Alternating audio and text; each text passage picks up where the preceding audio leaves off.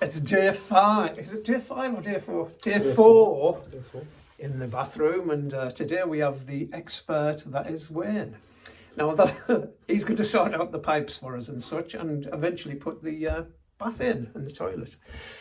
Last time Wayne did a bathroom with me, it ended up a court case. So we're going to like and subscribe to find out more. Yeah.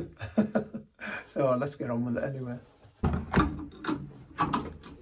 Wayne has trusted me to turn the water off.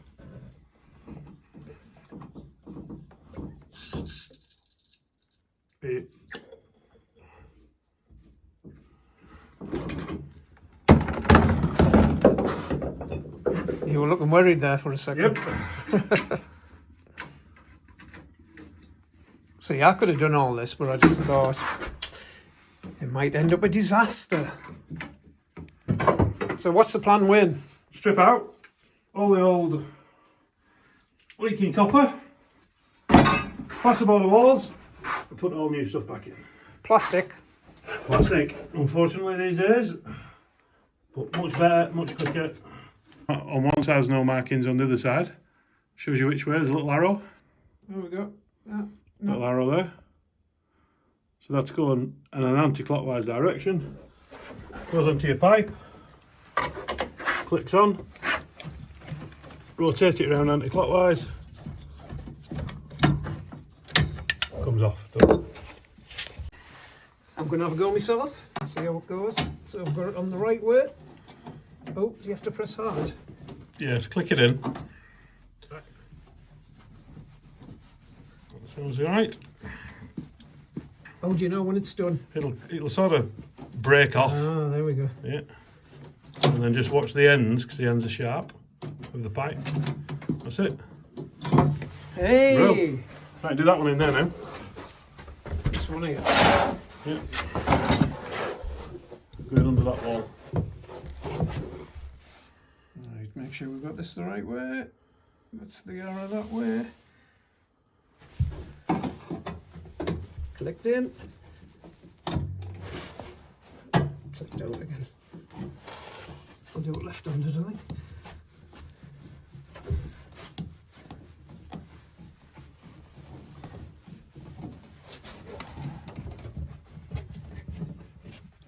I think this is a tough one. There we go.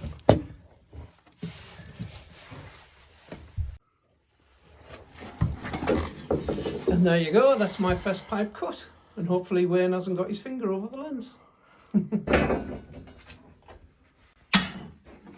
I saw this guy renovating a bathroom, and what he was doing was he was renovating the bathroom, and he was doing exercise, and the exercise was one knee up and bend, and then into this bucket. Did it get the heart beating? It got the heart beating apparently. Yeah. Well, have I lost any weight? Lost loads apparently. You've given it all me. And then what he did, if you notice, the last time it was a right one, then he did the left one. That's what you need to do then, get the weight down. Get the weight down. Follow that Silver Fox guy. So 2 mil. 22 mil. 22 mil, so it's a different size pipe cutter. Make sure the arrows go in the right way. About that. Click it in. Are we in? Of course. It's a bit stiffer, this one.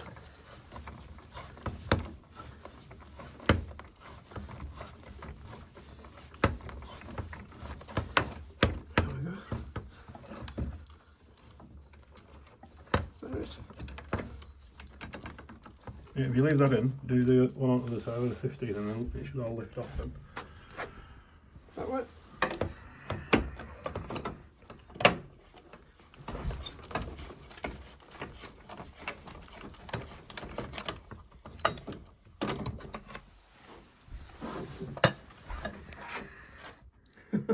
And there you go. Wayne's making some good grunty noises there.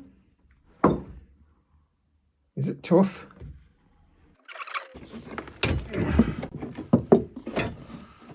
Right, Mick, so we've stripped all this pipework back now, and just before we get too carried away, we're going to do something that I find very, very useful. And if a lot of other people did it, it would make my job a lot more useful. What's that, Wayne? We know this, because this went to the tap of the. Sorry, this went to the cistern. We know this is the coal supply. So before we cap these off and forget what we're doing in a week or two's time when we come to install again, I'm going to first prepare this end, and as you can see, with just a little bit of emery cloth from the old DIY shop, we've now cleaned that back to the copper, which is good for a joint. So I'm just going to do the back side of that now as well. Just bring that through there.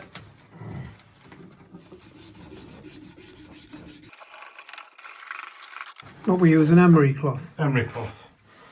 And then what we're going to do is we're going to get a bit of insulation tape and just mark this very clearly with insulation tape that is blue, and that will indicate to us at a later date that that is our coal supply for this bathroom. Quite tight, this one. What happens if you can't get it underneath?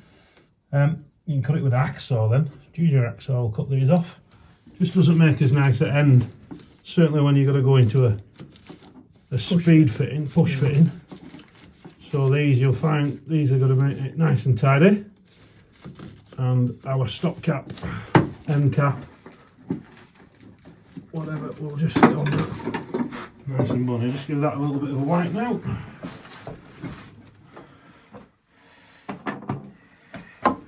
What's this? Push fit stop cap, 15mm. Going to push that on there. Just pushes on, yeah? Pushes on. Goes with a very, very tiny little bit of FUD. Job done. Going to do the same again now for the 15 of the hot. But what I'm going to do is I'm not going to put the two joints together, because as you see I'm going to have trouble getting that in there now. So we'll cut the hot somewhere a little bit further up here, out of the way. So emery cloth in again. Do it nice, good clean.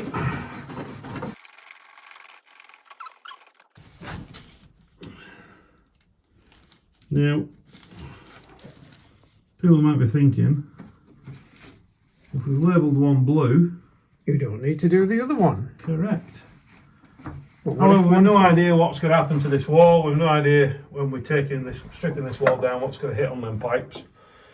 And the only case is one of them to come off, and the job's a problem. So if we put two on, gives us a little more flexibility with knowing which one's which. Saves tracing them back through the house. And as we've already been downstairs and looked at the bottom end of the job, we know we can't get really to see them. So will you show me how to put one of them on? Can I do it? Yeah. So if you just wipe the end of your pipe, just because it's a bit greased up from the thing, that'll do. Right, so we're going to put one of these on. Hold your pipe in one hand, push, and you'll hear it sort of just click. There you go, that's it. No. Pull it back off just with one hand, so just get hold of, just get hold of the end and pull it off. Don't touch that ring because it will come off. So you can't now pull that off without taking that ring in, so that's... If you want to take it off, you've got to push this ring in. Yeah, you've got to push that ring in. Yeah. All right. And then it all comes off together. So we've now got two pipes labelled, bathroom strips out, move on to the next lot of building work. There you go. I'm going to be a plumber. So we're going to take all this out, yeah? We're going to take all that out. Some spanners. There's some filling in work for me to do, isn't there?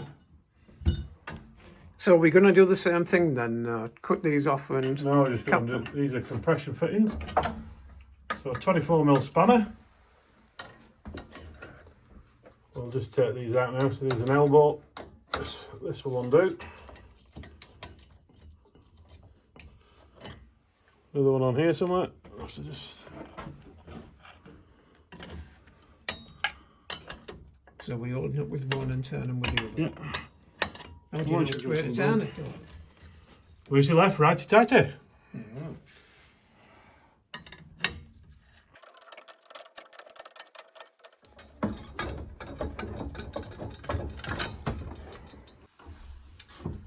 This is all a bit knackered and loose.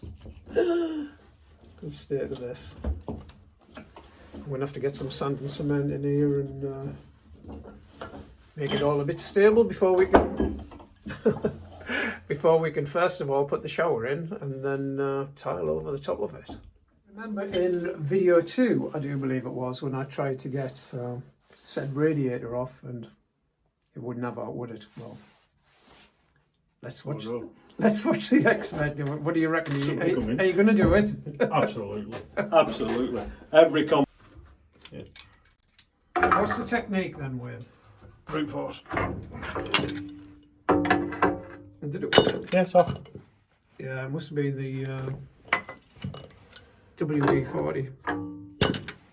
Or the skill, perhaps. Well, believe me, I put much more effort into that, and it wouldn't move.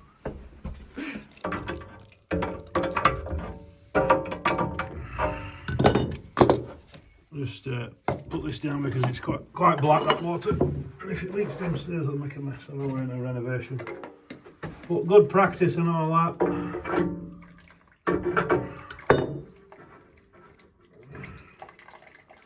So because we've got both valves turned off, or at least you tell me we've got both valves turned off. I told you to check. We are only now taking out the water that's in the radiator. That valve isn't turned off.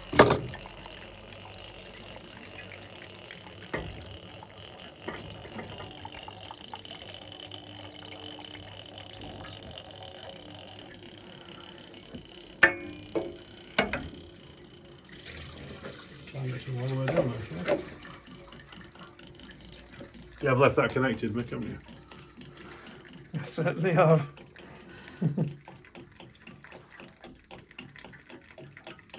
It's looking a bit gungy. Yeah, it shouldn't be so black out, but I should imagine the system hasn't got a filter on it, because that's not doing the radiators any good. But the radiators are very old as well. How old would you say this radiator was? 60s? 70s? So about 60-year-old then, 50 to 60-year-old. Well, yeah, it doesn't just seem right that though, does it? 1990. Well, we're putting fins on radiators in 1990 and this hasn't got any fins on. So it's before 1990. Before we had fins we had square radiators. This is a barrel radiator, so that knocks it to about 75. I would have thought. So perhaps 75ish, something like that. Earlier than that. So the same on the other side, yeah? Yeah.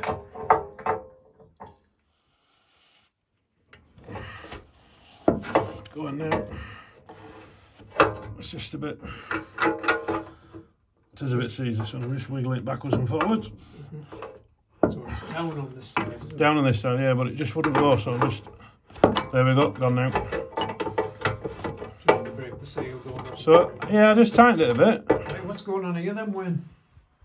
So we need to cut through the pipework upstairs because We've got a leak. the valve doesn't work properly.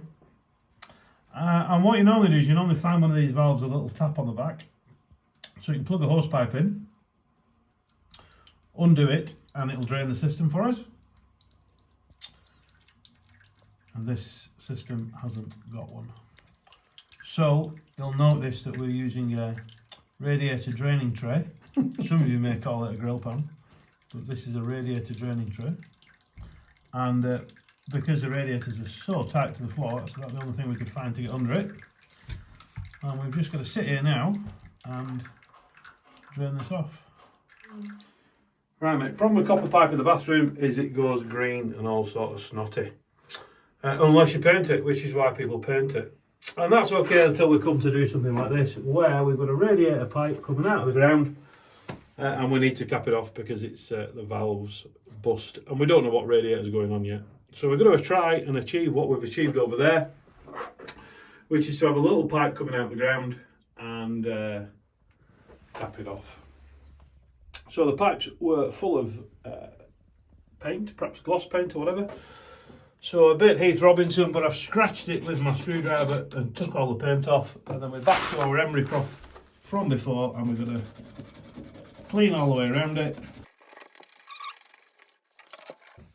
And then what we can do is pipe slice that.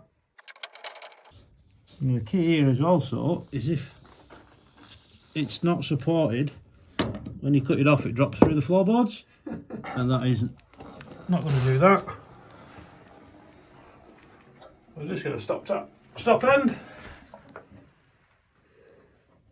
Place that on there. Job's good 'un. Well done, that man. And that's it. So because we've been letting the water out of the radiators and out of the system, we've got to fill them up again. So we use this little tap underneath here. Turn that on. If you come and have a look here. It has to be in the grain. Let's fill in the pressure up again. There you go. So as he's bleeding the radiators upstairs, it's letting out more pressure. And you have to top it up again. That's the end of day 4. Join us next time when we'll be putting the plasterboards up and getting the room ready for the bath, the sink and the toilet. Catch you next time.